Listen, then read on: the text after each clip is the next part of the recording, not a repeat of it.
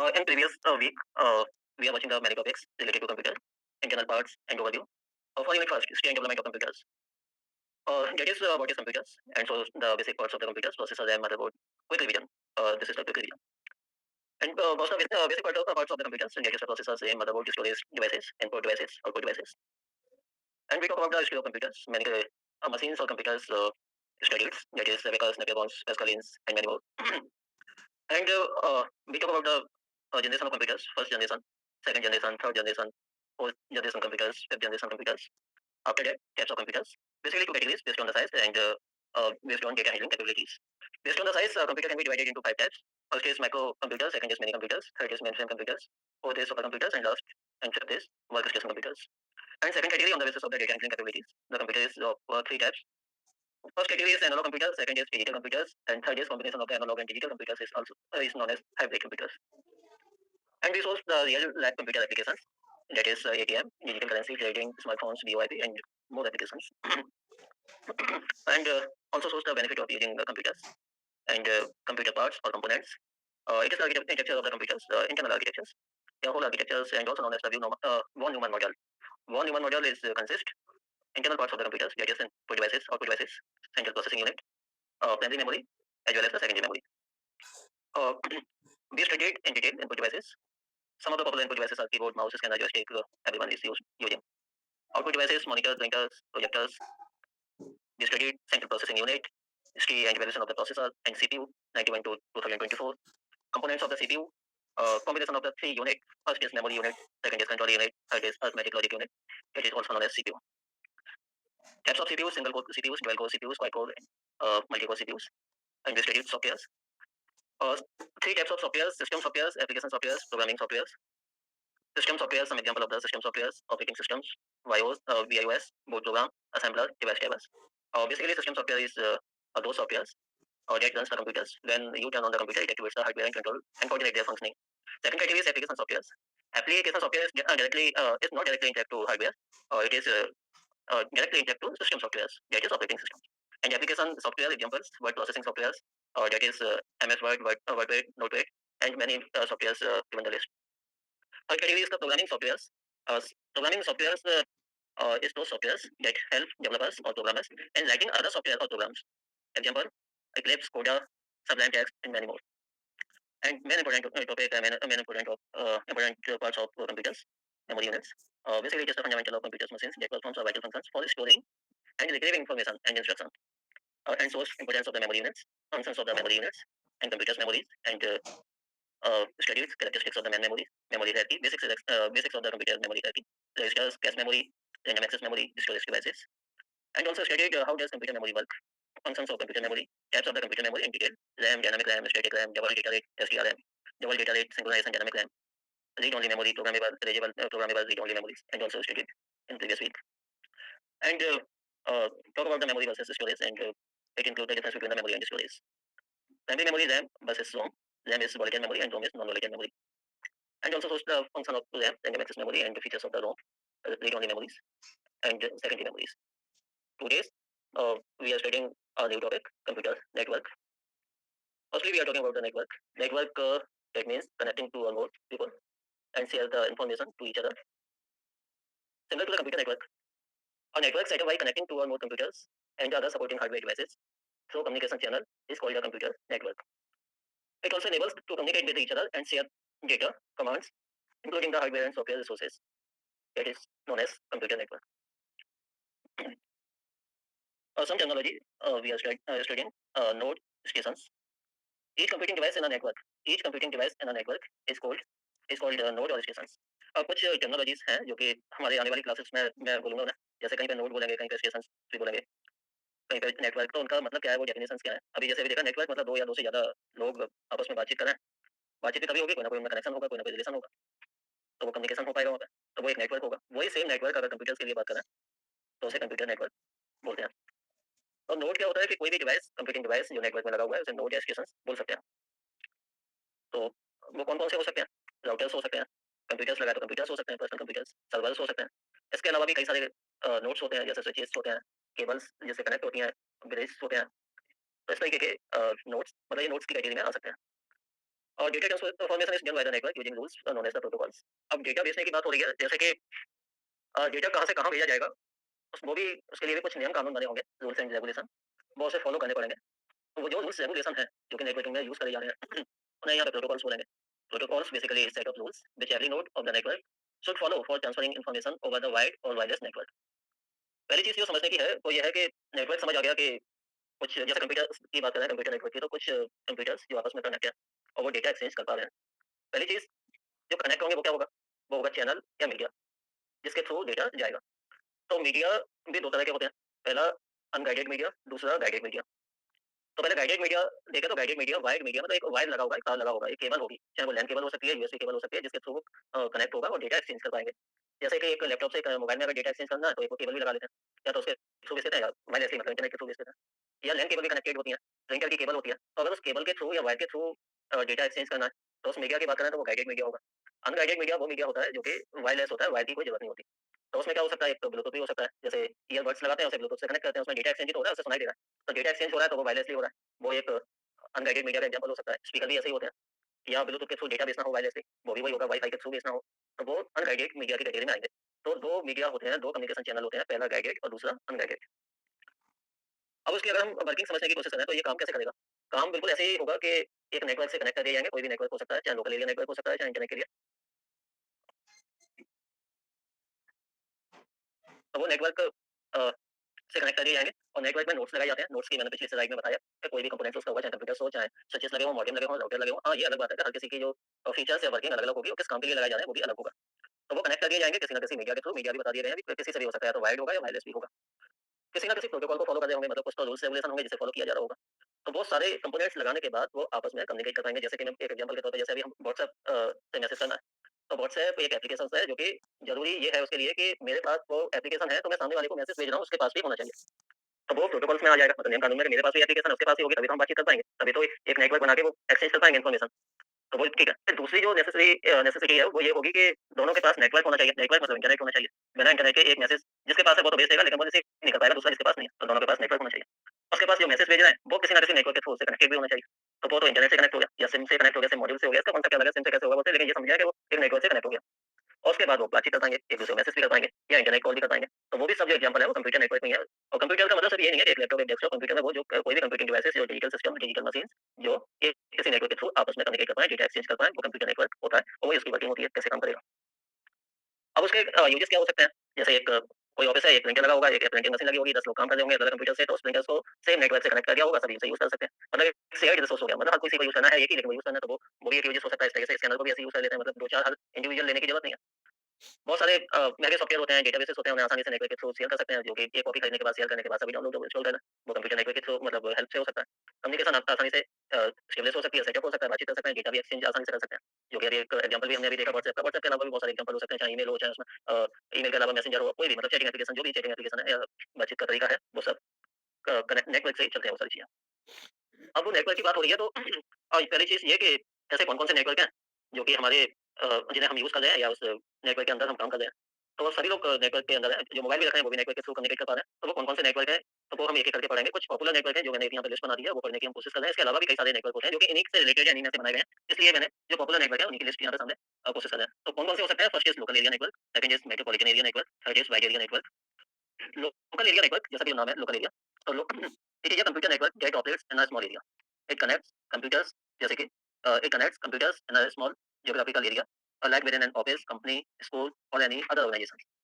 So it exists within a specific area that is home network, office network, school network. मतलब एक छोटे area में अगर आपस में कंप्यूटर्स को कनेक्ट करना है किसी भी नेटवर्क से कम्युनिकेट कराने के लिए, तो वहाँ पे इस तरह का नेटवर्क बनाया जाता है जिस नेटवर्क का नाम है लोकल एरिया नेटवर्क।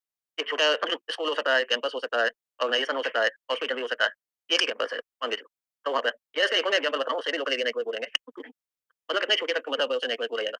मेरे अगर मोबाइल फ़ोन से मेरे हॉटस्पॉट ऑन है और दूसरा कोई बंदा उससे कनेक्ट है, तो उस नेटवर्क को भी लोकल एरिया नेटवर्क बोला जाएगा। अगर मेरे मोबाइल से 5 लोग कनेक्ट हैं, तब भी लोकल एरिया नेटवर्क बोला जाएगा, 10 भी कनेक्ट हो गए तब भी बोला जाएगा और 1 भी कनेक्ट है, तब भी वो लोकल एरिया नेटवर्क की कैटेगरी में आएगा। तो उसका एक और एग्जांपल जो यहाँ दिया हुआ है, वो भी देख लेते हैं और या उसकी वर्किंग जान लेते हैं, वो क्या हो सकता है। लोकल एरिया नेटवर्क में भी वायर्ड और वायरलेस नेटवर्क, दोनों में से कोई भी हो सकता है या दोनों ही हो सकते हैं और combination of both. The devices in a LAN are generally connected using an ethernet cable which offers an interface to connect multiple devices like router, switches and computer. जैसे कि Using a single router, few Ethernet cables, and computers, you can create a local area network at your home, office. In this network, one computer may act as a server, and other computers which are part of the network may serve as the client. इसका सबसे अच्छा मैं example आपको बता रहा हूँ, cyber cafe जो होते हैं, इंटरनेट की दुकान होती है, वहाँ पे क्या देखा होगा, 5-6 कंप्यूटर्स रखे होंगे, डेस्कटॉप रखे होंगे।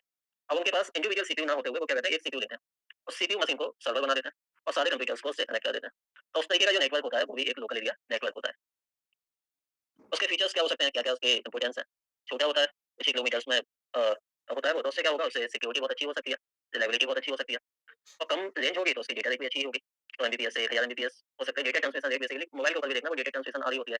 ऊपर दिखा रहा होता है 2 एमबीपीएस, 3 एमबीपीएस, 5 एमबीपीएस, 10 एमबीपीएस। 10 तो इतना मोबाइल में नहीं आती, लेकिन वाईफाई कनेक्ट करके चला रहे होंगे तो इतना दिखेगा उसमें। तो एमबीपीएस बेसिकली क्या होता है, कई बार बहुत सारे मोबाइल में सेटिंग्स होती है, एमवी मतलब बड़ा वाला वी होता है, पीएस तो मतलब पर सेकंड। तो बड़ा वाला वी होगा तो मेगाबाइट पर सेकंड बोल सकते हैं, या ऐसा भी बोल सकते हैं, मेगा क्या होता है, मिलियन होता है। तो जैसे 2 एमबीपीएस की बात करें तो 2 मिलियन बाइट पर सेकंड, मतलब 1 सेकंड में इतना डेटा ट्रांसफर हो रहा है। उसी रेट को बोला जाता है डेटा ट्रांसमिशन रेट। तो 100 एमबीपीएस की बात कर रहे हैं, यहाँ पे 100 एमबीपीएस से इतनी भी हो सकती है। तो 100 एमबीपीएस का मतलब क्या होगा, 100 मिलियन। और स्मॉल वी है, स्मॉल वी का मतलब हो गया बिट्स, कैपिटल वी का मतलब बाइट। तो कैपिटल वी अगर 1 बाइट इक्वल्स टू 8 बिट्स, तो यहाँ पे 1 मतलब 1000 मिलियन बिट्स पर सेकंड से लेके 1000 मिलियन बिट्स पर सेकंड तक। LAN is included in bus, ring, mesh, and star topologies. Basically, topologies it also known as the architecture of the network. जो नेटवर्क है वो किस उसकी शेप क्या होगी, शेपिंग क्या होगी, साइज क्या होगा, कितने नोड्स लगा सकते हैं, कौन कौन से नोड्स कहाँ लगाएं, किस तरीके से लगाएं, उसे सिक्योर बनाना है, उसे रिलायबल बनाना है, डेटा आसानी से एक्सचेंज हो, फॉल्ट टॉलरेंस हो, कहीं अगर कनेक्टिविटी वो डिस्कनेक्ट भी हो तब भी इंटरनेट चलना चाहिए। तो वो उसके लिए उसी सारे कॉन्सेप्ट को आर्किटेक्चर बोला जाता है। और आर्किटेक्चर को टेक्निकल भाषा में, कंप्यूटर नेटवर्क की भाषा में टोपोलॉजीज बोलते हैं। टोपोलॉजीज के कैटेगरीज होती हैं, टाइप्स होते हैं। जैसे फर्स्ट इज बस topology, second is ring topology, third is mesh topology, and fourth is star topology. इसके अलावा भी कई सारी टोपोलॉजीज होती है, हाइब्रिड टोपोलॉजीज। हाइब्रिड का मतलब होता है कि इन्हीं में से दो को या तीन को मिला के एक नया बनाना, क्योंकि हर किसी की कुछ खूबियाँ होंगी, कुछ कमियाँ भी होंगी। तो उसकी खूबियाँ मतलब एडवांटेजेस को लेकर एक नया नेटवर्क बनाना या नई टोपोलॉजीज बनाना, उन्हें हाइब्रिड बोला जाता है। सब network devices connected to the LAN will be limited. मतलब कुछ नेटवर्क से मतलब कितने डिवाइस लगाने हैं, वो उसकी एक लिमिट तो होगी। तो लिमिट होगी तो सिक्योरिटी सिक्योर अच्छा होगा वो। फिर more devices are added the prescribe network में फेल। अगर बेनिफिट्स की बात करें, ये तो इसके फंक्शंस फीचर्स देख रहे थे। बेनिफिट्स में क्या होता है कि उसकी स्पीड ज़्यादा ही होती है, जो कि अभी हम नेटवर्क, दो नेटवर्क अभी पढ़े नहीं हैं, वो पढ़ेंगे, उससे ज़्यादा ही होगी। जैसे wide area network, metropolitan area network से ज़्यादा ही होगी। लेस एक्सपेंसिव होगा, कम रुपए में सेटअप हो जाता है। इसलिए तो स्कूल कॉलेज में लगाते हैं कि छोटी जगह लगाना है तो लोकल एरिया नेटवर्क ही बना लेते हैं उसे। आसानी से इंस्टॉल हो जाएगा, मेंटेन भी कर पाएंगे। कहीं कोई कमी होगी तो आसानी से पता चल जाएगी, क्योंकि छोटा होगा वो। मतलब स्पेसिफिक ऑर्गेनाइजेशन या ऑफिस, स्कूल्स, इनकी रिक्वायरमेंट के लिए बहुत परफेक्ट है वो। दोनों यूज़ कर सकते हैं। मतलब कम्युनिकेशन चैनल्स वहाँ पे मतलब मीडिया की बात करें तो गाइडेड और अनगाइडेड मीडिया दोनों यूज़ कर सकते हैं। It more secure than the other network, it is the small setup. मतलब ये पहले स्लाइड से बोलते आ रहे हैं कि वो छोटा होगा, इसलिए वो सिक्योर होगा और आसानी से, जैसे कोई भी कंप्यूटर होता है, उसकी लैन केबल लगा दो, लगाओगे तो इंटरनेट चल जाता है, उसे निकाल दोगे तो बंद हो जाएगा, फिर लगा दोगे तो वो चल जाएगा। तो मतलब आसानी से उसे सारे काम कर सकते हैं। उसका ऐसा नहीं है कि हर चीज़, हर कनेक्शन के लिए किसी मैकेनिक, इलेक्ट्रीशियन या नेटवर्क को जानने वाले बंदे को बनाना पड़ेगा, ऐसा कुछ भी नहीं है। तो ये इसके फायदे होते हैं। अब प्राइमरी फंक्शंस की बात करें, कौन-कौन से क्या-क्या काम हो सकते हैं, क्या-क्या फंक्शंस होंगे उसके। फर्स्ट है शेयरिंग ऑफ फाइल्स, मतलब कोई भी फाइल्स नेटवर्क के थ्रू शेयर कर सकते हैं। जैसे एक एग्जांपल के तौर पर अगर हम समझें कि एक ऑफिस है जो कि 50 कंप्यूटर्स हैं उसमें, जैसे लैब भी बोल सकते हैं, इंस्टीट्यूट लैब, और वो एक लोकल एरिया नेटवर्क या नेटवर्क के थ्रू कनेक्ट है। तो विदाउट इंटरनेट एक कंप्यूटर से one computer sends to a file to another, तो वहाँ पे सेंड करी जा सकती है विदाउट इंटरनेट। कोई इंटरनेट की जरूरत नहीं पड़ेगी, अगर लोकल एरिया नेटवर्क है तब भी हो जाएगा, एक ही लोकेशन पे है तो। यहाँ पे एग्जांपल भी दिया है, वैसे एग्जांपल भी देख लेते हैं। For example in a bank, इन्होंने बैंक का एग्जांपल दिया है कि it can be used to send a file with the details of the transactions of customer from the servers to client. तो उनका जो लोकली सब काम हो सकता है। शेयरिंग ऑफ प्रिंटर्स, मतलब एक सिंगल प्रिंटर है, 10 लोग ऑफिस में काम कर रहे हैं, 20 लोग कर रहे हैं, 50 लोग कर रहे हैं, अगर वो नेटवर्क से कनेक्ट है तो कोई भी उससे प्रिंट निकाल सकता है, उसे मतलब प्रिंटर को यूज कर सकता है। शेयरिंग ऑफ कंप्यूटेशनल कैपेबिलिटीज, मतलब एक ये नया टॉपिक है कि कंप्यूटेशनल कैपेबिलिटीज को कैसे शेयर किया जाए। तो उसमें क्या होता है कि basically it allows the client to access to the computational power of the servers. जैसे एग्जांपल देखें, an application server has some applications which run on clients and on LAN may require higher computational capabilities. जैसे कि एक cyber cafe का मैंने example दिया कि एक सर्वर लगा दिया और वो सर्वर मतलब हाईली कंप्यूटेशनल पावर है उसकी, तो उसे 10 लोग अपने इंडिविजुअल बेसिस पे भी यूज कर सकते हैं और वो काम करता रहेगा नेटवर्क के थ्रू। अगर नेटवर्क से कनेक्ट है, जो स्टोरेज होगा उसका एक ही होगा, डेटाबेस होगा एक ही होगा, लेकिन वो अपने अपने अलग अलग काम के लिए उसे यूज कर सकते हैं। कंपनीज में भी ऐसे होता है कि एक प्रोजेक्ट पे काम हो रहा होता है, जैसे एक वेबसाइट बन रही है, तो एक वेबसाइट बन रही है तो एक टीम होगी 5 लोगों की, एक वो फ्रंट एंड बना रही होगी, एक टीम होगी बैक एंड बना रही होगी, तीसरी टीम होगी उसका डेटाबेस बना रही होगी, और जो प्रोजेक्ट चल रहा होगा वो एक ही होगा, एक ही मशीन पे चल रहा होगा, लेकिन वो सभी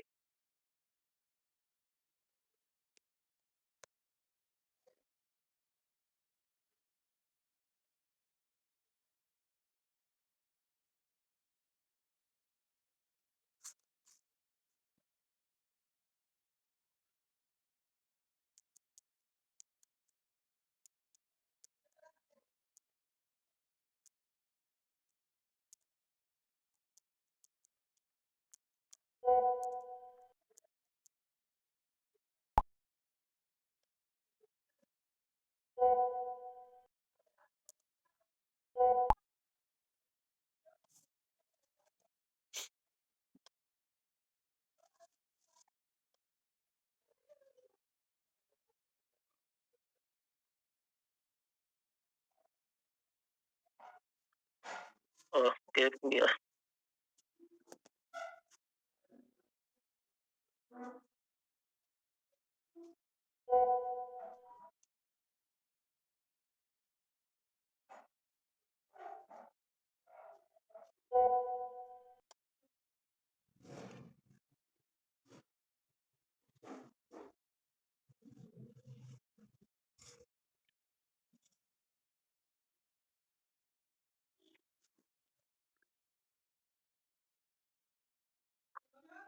ठीक है, ओके। अभी जो हम पढ़ रहे थे primary functions of local area network database services की बात कर रहे थे। Basically it also allows storing and retrieving data with help of the end second network is metropolitan area network. और एक बार थोड़ा-सा रिवाइज कर लेते हैं, देख लेते हैं कहाँ से पढ़ा था हमने। अभी जो हमने पढ़ा था वो कंप्यूटर नेटवर्क के बारे में जाना, कंप्यूटर नेटवर्क क्या होता है। उसके बाद हमने उसकी वर्किंग देखी थी, working of the computer network किस तरीके से काम करेगा, कौन-कौन से प्रोटोकॉल्स यहाँ पे फॉलो करने पड़ेंगे और किस तरीके से नोट्स का डेटा सेंड्स होगा। फिर उसके यूसेज पढ़े थे, किस तरीके कहाँ-कहाँ यूज़ हो रहा है वो। Popular computer network, first category is local area network, second category is metropolitan area network, third is wide area network. तो फर्स्ट कैटेगरी को हम पढ़ना शुरू किया था, we are talking about the local area network. Operate in the small areas, connect computers in the small geographical areas within the offices, company, schools, any other organisations. And small network data home network, network office network, school network, इस तरीके के network है वो हो सकते हैं local area network में। उसके एग्जांपल भी हमने कई सारे देखे थे, हॉटस्पॉट का देखा, मोबाइल का जाना, ये सारी चीजें। उसके फीचर्स देखे, वो स्मॉल होता है, उसकी स्पीड सही होती है, कौन-कौन सी टोपोलॉजीज में वो काम कर सकता है, किस तरीके से टोपोलॉजीज का आर्किटेक्चर ऑफ कंप्यूटर्स होते हैं, इस तरीके से। तो उसके फायदे क्या हैं, फायदे भी हमने देखे थे, वो दोनों ही नेटवर्क में काम कर सकता है, वो चाहे वाइड वाला हो या वायरलेस वाला हो या दोनों का कॉम्बिनेशन हो। सस्ता होता है, लेस एक्सपेंसिव होगा, आसानी से इंस्टॉल हो जाएगा, मेंटेन भी कर सकते हैं। उसकी ऑपरेटिंग स्पीड ज्यादा होती है। जो नेक्स्ट हम जो पढ़ने वाले हैं वाइड एरिया नेटवर्क है, मेट्रोपॉलिटन एरिया नेटवर्क से आसानी से लगा सकते हैं। स्मॉल होता है तो मोर सिक्योर होगा, इंस्टॉलेशन बहुत आसानी से हो पाएगा। प्राइमरी फंक्शंस देखे थे हमने यहाँ पे, शेयरिंग ऑफ प्रिंटर्स देखा था, शेयरिंग ऑफ फाइल्स देखा था, कंप्यूटेशन पढ़ा था, male and messages related services को देखा था, डेटाबेस सर्विसेज को देखा था, ये सारे प्राइमरी फंक्शंस हैं। अब आता है नेक्स्ट जो नेटवर्क है, मेट्रोपॉलिटन एरिया नेटवर्क। नाम से लग रहा है मेट्रोपॉलिटन, मतलब मेट्रो सिटीज जो आपने सुना होगा। और basically metropolitan area is metropolitan area network is high speed network that spreads over the large geographical area such as the metro city और टाउन। अगर एक शहर की बात करें, अभी हम जो पढ़ रहे थे लोकल एरिया नेटवर्क, एक बिल्डिंग, एक ऑफिस, एक इंस्टीट्यूट, एक ऑर्गेनाइजेशन, उसमें जो नेटवर्क होता है लोकल एरिया नेटवर्क होता है। एक अगर पूरे का शहर की बात करूँ, तो पूरे शहर में जो नेटवर्क होगा, कनेक्टेड नेटवर्क होगा, वो मेट्रोपॉलिटन एरिया नेटवर्क बोलेंगे उसे। उसमें भी क्या होता है, एक शहर में क्या होगा, छोटे इंस्टीट्यूट भी होंगे, घर भी होंगे, तो घर में क्या होता है, लोकल एरिया नेटवर्क होगा, इंस्टीट्यूट में लोकल एरिया नेटवर्क होगा, किसी भी ऑर्गेनाइजेशन में लोकल एरिया नेटवर्क होगा। तो इसकी दूसरी डेफिनेशन ये भी हो सकती है कि कॉम्बिनेशंस और connecting the local area networks using the routers and local telephone exchange line that is known as metropolitan area network. इसके अगर मैं एग्जांपल की बात करूँ तो बहुत सारे एग्जांपल हो सकते हैं, लेकिन सबसे एक एग्जांपल जो मुझे लगा, जैसे एक शहर में कोई टीवी नेटवर्क चल रहा होता है, या डिश टीवी बोल सकते हैं। मैं उस डिश टीवी की बात नहीं कर रहा हूँ जो कि D2H लगी होती है या एंटीना लगा होता है। मैं उसकी बात कर रहा हूँ जो ये केबल के थ्रू कनेक्टिविटी आती है। केबल जैसे भी बोलते हैं उसे। तो केबल जैसे वो एक ही शहर के लिए होती है। तो उसका जो नेटवर्क होता है वो भी मेट्रोपॉलिटन एरिया नेटवर्क में आता है। जैसे कोई भी कंपनी ऑपरेट कर सकती है, चाहे प्राइवेट कंपनी हो चाहे और भी सर्विसेज जो प्रोवाइड करती है, सर्विस प्रोवाइड करती है। इसमें क्या होता है, अगर इसके फीचर्स की बात करें या थोड़ा-सा हम जानने की कोशिश करें, तो फास्ट कम्युनिकेशन प्रोवाइड वो तो होता ही है। इसमें कौन-कौन से क्यों प्रोवाइड, मतलब फास्ट कम्युनिकेशन कैसे हो सकता है? क्योंकि या तो केबल्स लगा दिया है, इसमें भी दोनों तरह के मीडिया यूज़ करे जाते हैं कम्युनिकेशन के लिए। चाहे वो गाइडेड मीडिया हो, मतलब वायर्ड वाला हो, चाहे वो वायरलेस वाला हो। वायरलेस में भी थोड़ा-सा अगर इन पे जानने की कोशिश करें, तो कई सारी वेब्स या रेज़ यूज़ करी जाती हैं कम्युनिकेशन के लिए। जैसे वाई-फाई या रेडियो वाला रेडियो ब्रॉडकास्टिंग होती है, वहाँ पे रेडियो वेव्स का यूज़ किया जाता है। बहुत जगह इंफ्रारेड का भी किया जाता है, जैसे ब्लूटूथ डिवाइस को ऑन करते हैं, डेटा एक्सचेंज होता है, वहाँ पे इंफ्रारेड वेव्स होती हैं वहाँ पे। या टीवी का रिमोट होता है, उसमें भी इंफ्रारेड होती है। तीसरा जो होता है वायरलेस में, वो होता है माइक्रोवेव वाला, जो कि सैटेलाइट कम्युनिकेशन होता है, या सैटेलाइट इंटरनेट। अब जो सुनने में आ रहा है कि 5G के बाद जो सैटेलाइट इंटरनेट होगा, तो कहीं पे भी, किसी भी गाँव, किसी भी शहर, किसी भी गली मोहल्ले में भी हाई स्पीड इंटरनेट चल पाएगा।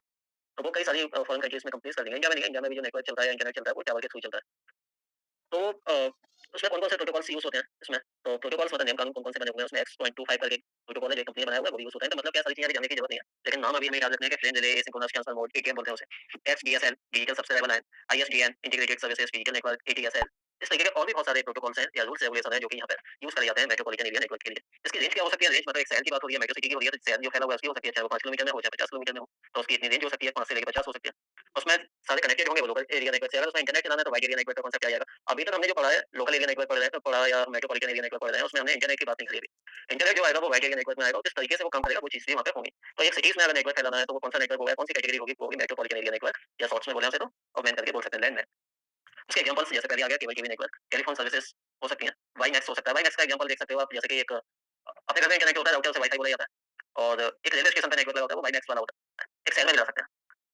हाँ, इसका एक और चीज़ क्या होती है कि मेट्रोपॉलिटन एरिया नेटवर्क के जो राउटर्स या गेटवेज़ या जो सारे लगते हैं, इसका फ़ायदा क्या है कि किसी शहर में कोई भी कर्फ्यू लग गया, कोई दंगे हो गए, कुछ भी हो गया, तो कभी सुना होगा कि उसका इंटरनेट बंद किया जाता है सबसे पहले, कि कोई इन्फॉर्मेशन शेयर नहीं करी जाए, कोई सोशल मीडिया पे ना डाला है, वो सारी चीज़ें। तो वो क्या होता है, जो मेट्रोपॉलिटन एरिया नेटवर्क का जो गेटवे होता है, तो उसे बंद कर दिया जाता है, और जैसे बंद किया जाएगा, तो पूरा वो इंटरनेट या पूरा जो नेटवर्क होगा, वो बंद हो जाएगा। तो यहाँ से क्या होता है, फायर स्टेशन भी कनेक्ट कर सकते हैं, वो भी एग्जांपल होता है। स्कूल की, जैसे एक ही शहर में 4 ब्रांचेस हैं, अलग-अलग स्कूल्स की, तो एक ब्रांच में लोकल एरिया नेटवर्क होगा ना, आपस में भी कनेक्ट कर सकते हैं। उनका जो भी बॉस होगा, जो प्रिंसिपल होगा, जो मॉनिटरिंग करना चाह रहा होगा, वो एक जगह से भी कर पाएगा। उसके फीचर्स क्या हो सकते हैं? रेंज इसकी 5 से 50 किलोमीटर हो सकती है, तो पूरे सिटी के अंदर ये चल सकता है। और एक जैसे भी एक ग्रुप कोई है, जो कि अगर लोकेशन पे बैठा है उसी शहर में, और बाकी की ब्रांचेस हैं, उन्हें भी वो मॉनिटर कर सकता है। डेटा ट्रांसमिशन रेट भी अच्छी होती है, लैन से तो कम होती है लेकिन वाइड एरिया नेटवर्क से ज़्यादा होती है। उसके फायदे क्या हो सकते हैं? Advantages of the metropolitan area network, वो लेस एक्सपेंसिव भी होता है, मतलब सस्ता होता है। लोकल एरिया नेटवर्क वाले जो डिवाइसेस हैं, नेटवर्क से तो थोड़ा महंगा होगा, लेकिन वाइड एरिया नेटवर्क से सस्ता होगा, स्पीड भी अच्छी खासी होती है, लोकल ईमेल्स आसानी से पूरे शहर में, उसमें क्या होता है, एक ऑर्गनाइजेशन या एक इंस्टीट्यूट के लिए हम मेल या मैसेजेस कर पा रहे थे, यहाँ पे क्या एक सिटी में कर सकते हैं। यहाँ पे इंटरनेट की बात करें तो इंटरनेट भी यूज़ कर पाएँगे अगर वाइड एरिया नेटवर्क से जोड़ दिया जाए उसे तो। हाई सिक्योरिटी भी होती है, सेटअप भी आसानी से हो जाता है, क्योंकि वो सेटअप इसलिए आसानी से हो जाता है क्योंकि लोकल एरिया नेटवर्क ही तो इसमें कनेक्ट हो जाते हैं। बड़ा एक पहले एक घर की बात करें, 2 घर की बात करें, 4 घर की बात करें, तो 100 घर की बात करने लग जाते हैं, वो एक नेटवर्क बन जाता है। तीसरी जो कैटेगरी है वो है वाइड एरिया नेटवर्क। फिर आज के लिए सिर्फ इतना ही, नेक्स्ट क्लास जो होगी उसमें वाइड एरिया नेटवर्क पर पढ़ेंगे और इसके आगे का जानेंगे। यहाँ पे इंटरनेट भी आने वाला है, इंटरनेट के अलावा भी किस तरीके से कनेक्टेड, और ये भी जानेंगे जो हमारी ऑनलाइन क्लास हो पा रही है उसमें आप लोग कनेक्ट हो तो कौन से नेटवर्क में आएगा, किस तरीके से हो पाएगा, किसी के पास इंटरनेट है, किसी के पास नहीं है, तो जिसके पास है वो क्लास ले पा रहा है, जिसके पास नहीं है वो क्लास नहीं ले पा रहा है, तो ऐसा क्यों हो रहा है, वो सारी चीजें यहाँ पे होंगी। ठीक है, ठीक है, okay, thank you so much.